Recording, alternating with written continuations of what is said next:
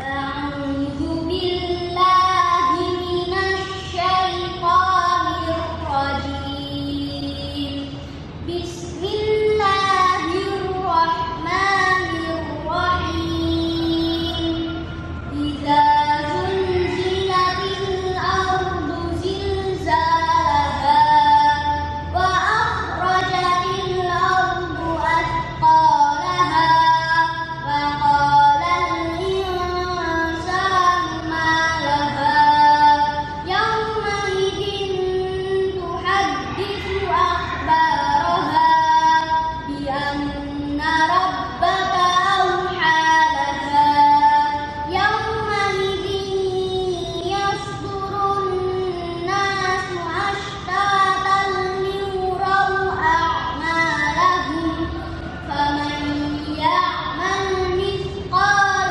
ذرة خيرا يره ومن يعمل مثقال ذرة شرا يره.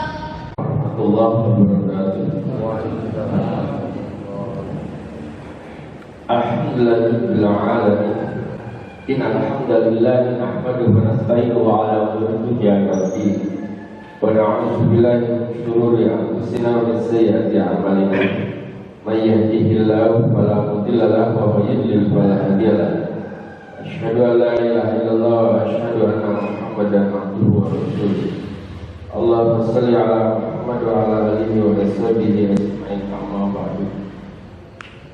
Mudah kaum sekalian yang saya hormati, kita bersyukur pada Allah Subhanahu wa taala hingga saat ini alhamdulillah kita yang ada di sini masih dianugerahi sehat walafiat.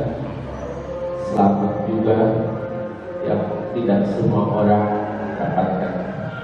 Kita akan melanjutkan ke pembahasan seputar perawatan jenazah. Jadi kewajiban di agama kita itu ada 4. Kewajiban yang hidup bagi yang mati itu ada 4. 1 adalah memandikan. 2 mengkafani. 3 menyolatkan. 4 menguburkan. Aslinya semua sepakat, tidak ada lagi kewajiban setelah itu.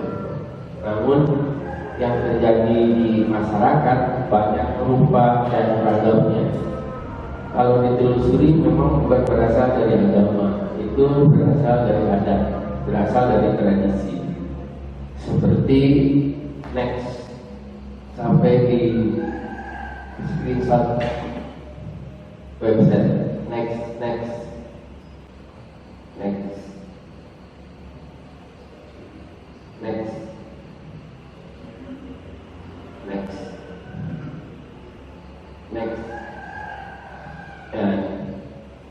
Jadi di masyarakat dikenal istilah ketika akan memberangkatkan itu ada tradisi berobosan. Jadi begitu akan diberangkatkan, keranda diangkat, lalu ahli keluarganya itu berobos masuk ke bawah keranda. Ada yang 7 kali. Dimulai dari orang yang tertua, diikuti oleh karib kerabat keluarga.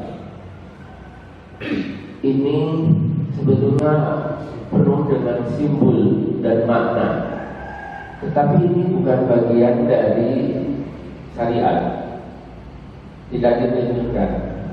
Bagi kita yang ingin nyunah, ingin ngikutin apa yang dicontohkan oleh Rasulullah, sebaiknya tidak dilakukan, karena ini bukan berasal dari Islam. Sementara untuk perawatan jenazah itu dia dituntunkan, dicontohkan, diperintahkan. Ya sudah, kita ikutin perintah, tuntunan dan contoh aja. Next. Bahkan yang melakukan itu ya berbusana anak muslim yo pakai jilbab, yo pakai kopiah, yo pakai takwa juga. Next.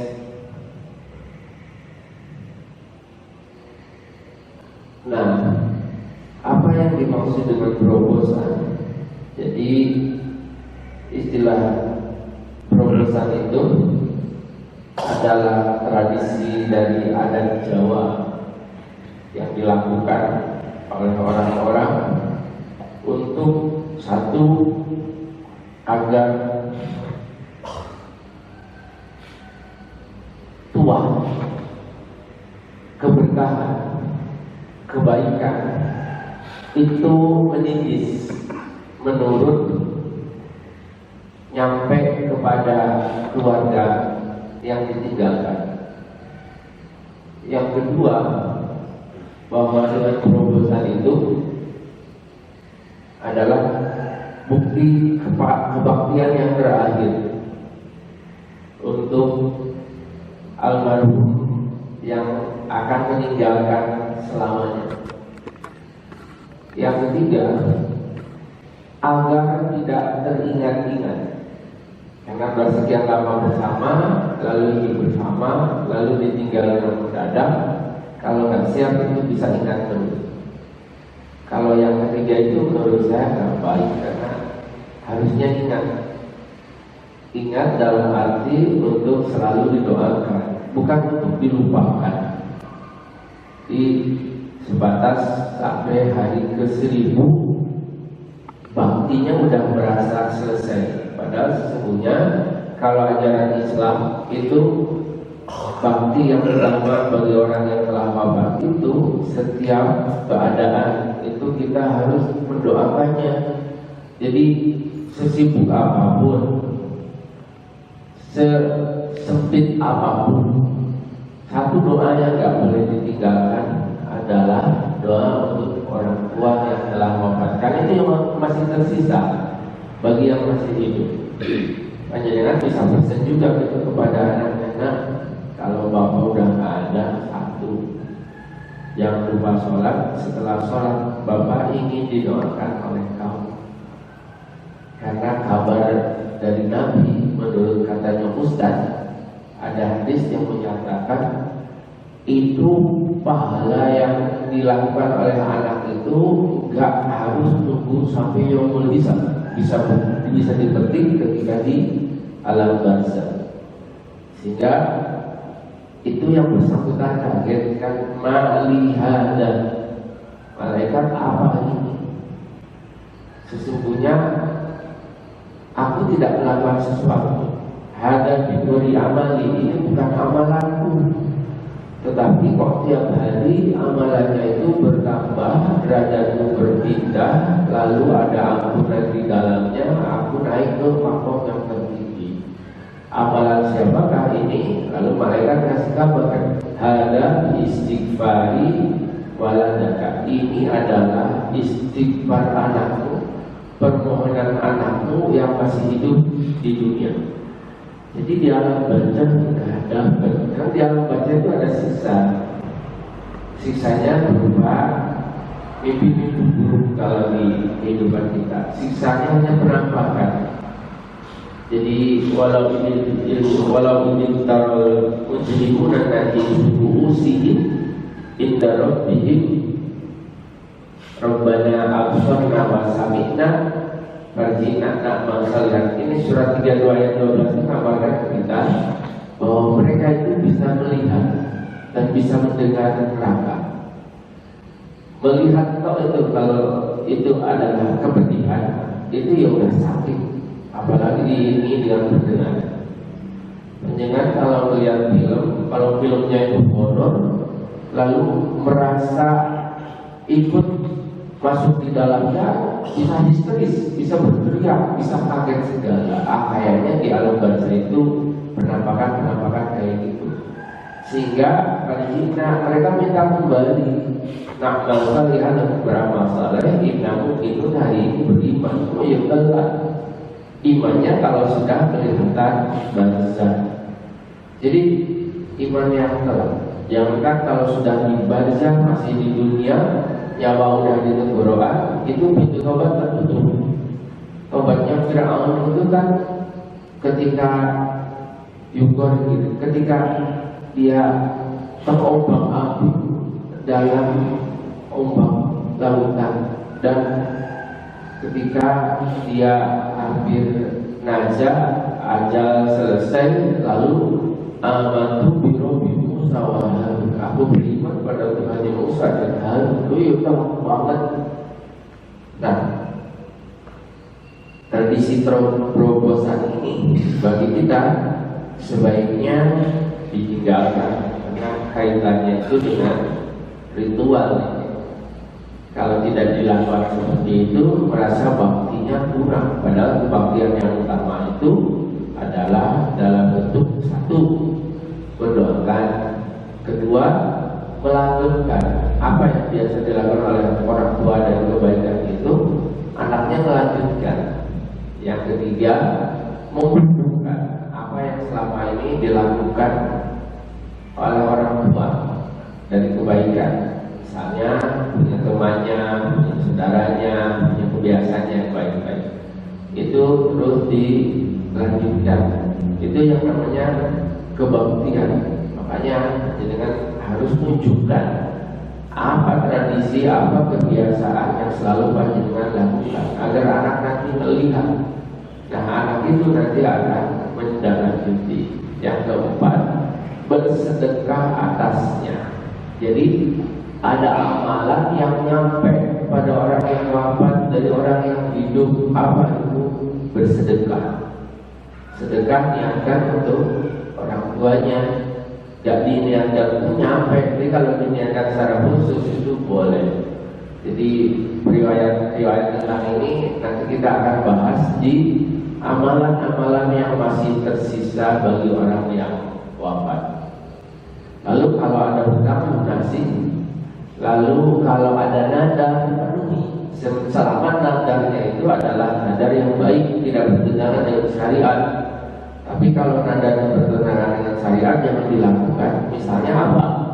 Nanti kalau aku meninggal dunia agar terasa teduh dan nyaman, nanti kuburkan aku di kuburan keluarga, lalu dibangunkan rumah-rumahan joglo untukku. Nah, kayak gitu jangan dilakukan, karena gak masuk. Jadi jangan dibangunkan rumah, dicicil nggak boleh.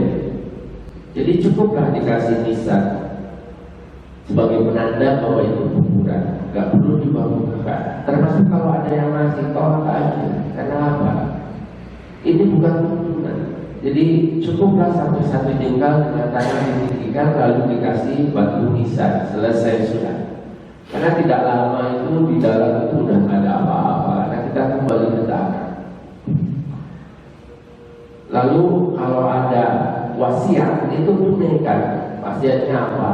Nah, ini bapak sudah daftar haji, kayaknya nggak nyampe nih bapak. Nanti kalau bapak meninggal duluan, oh haji kan bapak ya. Kayak gitu itu wajib bagi anak, harus dia tunaikan.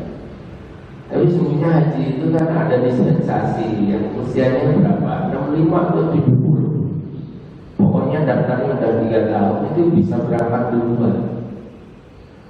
Jadi saran saya adalah kalau panjenengan belum haji, daftar aja. Gak usah, aku kayaknya gak nyampe, bisa aku tak umroh aja. Menurut saya jangan gitu. Daftar haji aja, karena haji itu wajib. Masalah gak jadi berangkat itu izin Allah, uzur dari Allah. Lalu kan masih ada juga turunan kita, bilang aja itu, ini bapak udah haji, dapat porsi haji. Ya udah, nanti kalau bapak wafat kau hajilah. Dan itu bisa digantikan. Yang lebih aman itu adalah baru daftarnya dengan anaknya. Nanti, nah kalau bapak gak jadi berangkat, ini kau bisa gantikan. Jadi misal suami istri udah daftar, lalu suaminya wafat, lalu istrinya itu gak mau berangkat sendiri, itu sebetulnya dari keluarganya itu bisa gantikan dari suaminya. Syaratnya daftarnya udah 3 tahun. Jadi daftar duluan aja, jaga-jaga untuk membackup. Jadi bukti kebaktian itu adalah bukan terobosan, tetapi adalah melakukan kebaikan yang 5 itu tadi. 1, mendoakan. 2, melunasi hutangnya. 3, memenuhi menunaikan wasiatnya. 4, menunaikan dandannya. Lalu melanggengkan kebaikannya, menghubungkan teman karib kerabatnya. Itu bentuk kebaktian yang sudah.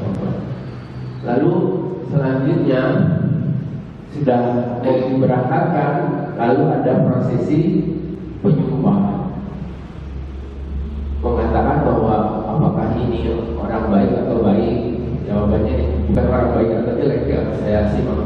Ini yang saya ketemu saya, nggak ada pilihan kan itu. Bukan multiple choice, tapi satu pilihan sehingga bilang baik. Padahal sesungguhnya tidak seperti itu. Termasuk tidak ada sambutan-sambutan. Tetapi karena ini tidak bertentangan dengan syariat, ya silahkan. 1 sebagai hukuman kalau masih ada tanggungan. Yang kedua, untuk kadang ada wakil dari keluarga, wakil dari pemerintah, itu disilahkan kalau sudah seperti ini. Cuma yang tidak dibolehkan lalu ada wirid, ada zikir, ada bacaan-bacaan. Karena tidak ada tuntunan ketika orang akan berangkat harus disertai dengan itu. Bahkan ada amalan-amalan yang kita sudah bahas, di mana ada 7 perkara yang Allah dan Rasulnya itu menyenangi dalam keadaan nih. Lalu setelah itu pemberangkatannya pun itu tidak disertai dengan kalimat zikir dan diri, kalimat ta'lim. Karena 1, gak ada contoh gitu aja. Kalau dibilang baik itu tergantung persepsi. Akal orang itu beda-beda. Jadi kalau urusan agama sudah bukan kepada persepsi, pendapat dan kebiasaan orang agama pada dasarnya. Lalu setelah sampai di kuburan, biasanya itu ditalqin. Jadi hadisnya dari Abi Sa'id Al-Khudri, qala Rasulullah sallallahu alaihi wasallam, lakinun mautakum la ilaha illallah, riwayat Muslim. Jadi lakinun talqini ajadi mauta, bukan mayitun ya. Kalau mayitun orang yang telah mati, kalau mauta orang yang akan mati. Jadi bunyi hadisnya yang akan mati dengan kalimat la ilaha illallah. Tapi biasanya di masyarakat itu terbalik. Justru ngajarin itu setelah dikuburkan. Setelah dikuburkan baru diajari. Dari hadis tidak ketemu tuntunan contoh dari Rasulullah tidak ada, sehingga sebaiknya tinggalkan aja. Rasulullah itu pernah kasih pembelajaran pada kita ketika ingin mengislamkan pamannya, yang pamannya itu telah berjasa banget kepadanya. Sehingga sebelum akhir hayat Rasul bisikin, ya ami kul la ilaha illallah wa hadillaha illallah yawmal qiyamah. Katakan la ilaha illallah agar aku nanti bisa berhujjah di hadapan Tuhan. Allah bisa kasih syafaat kepada diskon, bukan asyhadu an la ilaha illallah wa asyhadu anna muhammadar rasulullah, enggak, langsung dipotong. Pamanku, katakan la ilaha illallah agar aku bisa kasih syafaat pada panjenengan. Dia masih hidup Abu Talib. Apakah mau mengucapkan? Tidak. Padahal yang ngajari Nabi kepada saudara Nabi yang saudara pamannya yang sudah berjasa pada Islam. Dari ayatnya sudah disuruh ucapin la ilaha illallah, nggak sampai 1 menit, paling cuma 3 detik. La ilaha illallah 3 detik cuma. Dengan 3 detik itu bisa selamat abadi kekal selama-lamanya. Apa mau itu ucapin? Mau. Orang hidup aja diajarin nggak mau, apalagi orang mati. Jadi aslinya ngajarin orang mati itu terlalu jauh. Karena orang ngantuk aja nggak apa-apa. Bapak jadi ngantuk ini, apa yang saya sampaikan nggak ngerti, cuma dapat bahan-bahannya tadi. Apalagi orang tidur kok 14, orang yang semaput, orang yang mati subuh. Itu orang mati sungguhan lalu ngajarin, sebenarnya hampir tidak ada gunanya bahwa itu sebagai pembelajaran bagi yang ikut kajian itu lain soal.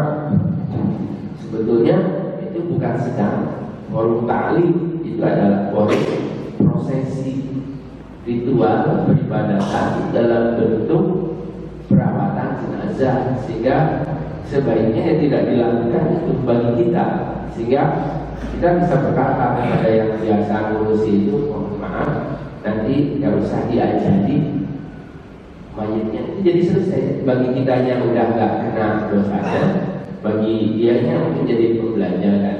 Tapi yang jelas kan kita ini memang ingin nyunah gitu loh.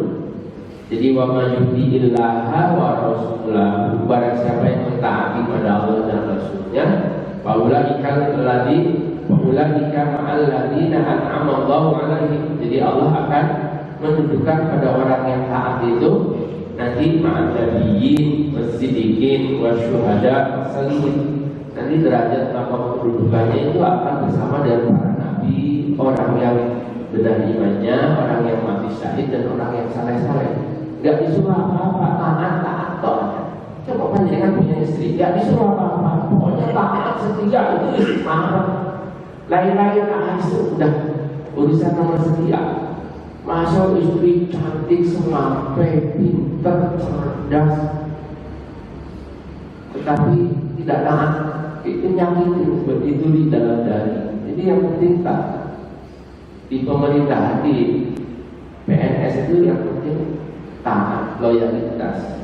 Di militer itu taat nomor satu, gak boleh bantah itu sama atasan, bantah mutasi, bantah lagi disersi, bantah lagi pecat gitu.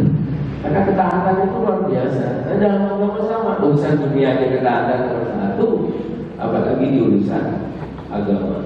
Kayaknya udah belum ini jam saya, kalau masih berlanjut ya.